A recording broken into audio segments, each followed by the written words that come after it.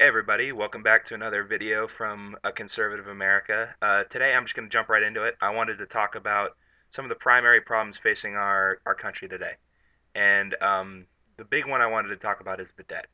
The debt is currently over 16 trillion, as a lot of you already know. It's projected to hit 20 trillion by 2016 at this rate. And that's just something we can't have happen. A great resource for you guys to use, it's very simple. It's called usdebtclock.org. And what it does is it's just a calculator that shows the debt and everything that's going on with it and what it is and where it's going to be.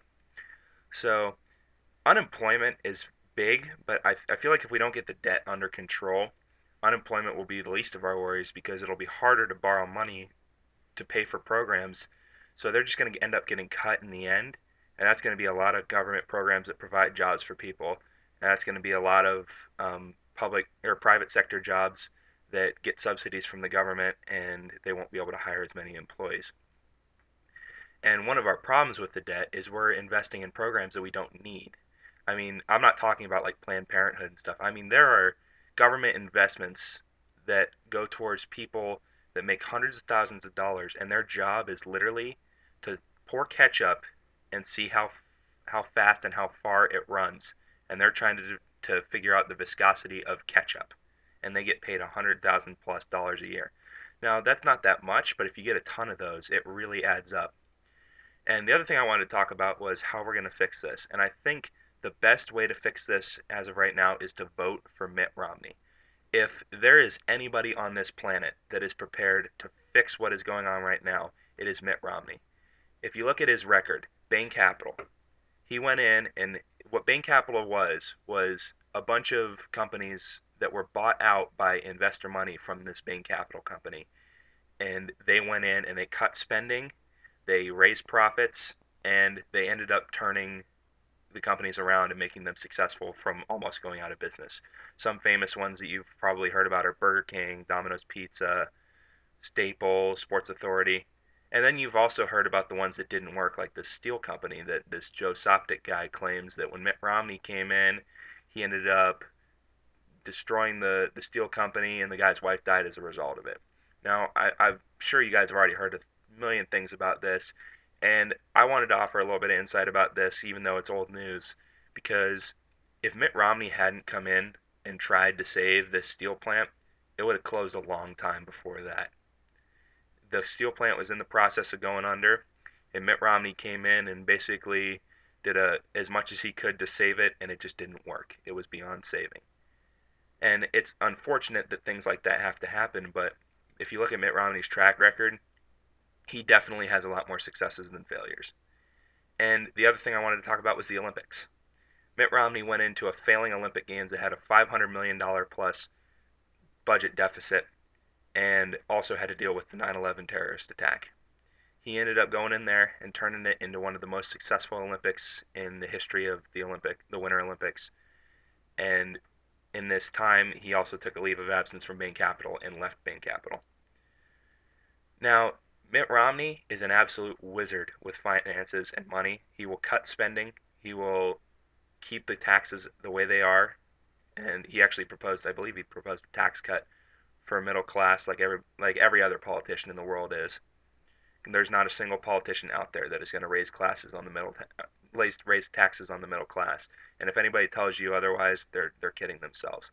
The last person to try that was Walter Mondale, and he lost 49 states. So it's not going to work. And I wanted to talk about one more thing about Bain Capital, which is Mitt Romney hasn't been there since 2002. I don't know why they're going on and on about this, about a guy that hasn't even been at that company in 10 years. And they always talk about Mitt Romney's taxes. And they talk about he paid 14% on these investment returns, but he also paid taxes on the money that he invested into whatever he invested in. So that he's paying taxes twice. He paid 14% for the investments, and then he paid taxes on the money that was going into those investments. So it's more than just Mitt Romney's not paying very much in taxes. And the final thing I wanted to talk about was this 47% comment that everybody keeps bringing up. They talk about how Obama's going to surprise Romney with it at the debate, which really wouldn't be much of a surprise because I'm sure Mitt Romney's expecting it. And what I want to say about this is if this was going to be this big Romney killer, and I know Rush Limbaugh already kind of talked about this, if this was going to be some big Mitt Romney killer and it was going to destroy Mitt Romney's chances at winning the election, it already would have. It wouldn't need Obama talking about it before it would destroy Mitt Romney's chances. It would have just destroyed him as soon as it happened and as soon as it leaked to the public. Nothing Obama can say can really impact Mitt Romney at this point. And it works as a scare tactic to be used in advertisements and Obama addressing the Democratic Party and at rallies and stuff. But if he actually gave Mitt Romney a chance to offer a rebuttal for it, I don't think it would turn out well for him because if you look at it, the problem exists because of Obama's policies.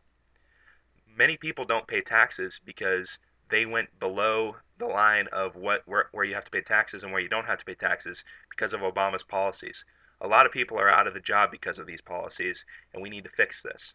And the other problem with it is a lot of Americans agree that there are people out there that just are living off the government and they're getting freebies. It's not fair to other people that actually have to pay for these people. Now, I know there are people out there who absolutely do, without question, need help. There's nothing they can do about it.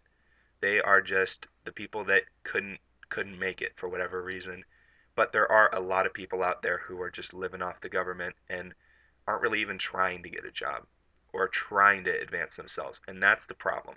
We need to stop being a country that glorifies, hey, I got an Obama phone, and be the country that glorifies, hey, I started a company out of the basement or the spare bedroom of my house and I turned it into something big. I'm now successful from nothing. It's possible in this country, and it will be possible if Mitt Romney's elected. It will not be possible. It will be still possible, but it'll be a lot less uh, likely if Obama is reelected. This is probably the most important election since Reagan beating Carter, and we need Mitt Romney in the White House more than anything. I want to thank you guys for watching this video. Please leave a comment or subscribe if you want to. We greatly appreciate any feedback you guys can offer, and subscribe to our channel and follow us on Twitter at A_GOP_America. We really appreciate it. Thank you.